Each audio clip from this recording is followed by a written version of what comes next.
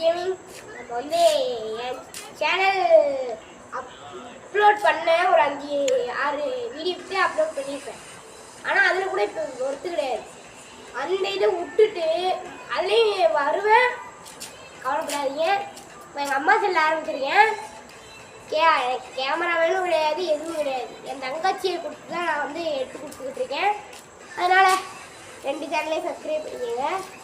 Like and subscribe எல்லாத்தையும் பண்ணிவிட்டு பாருங்க நண்பா.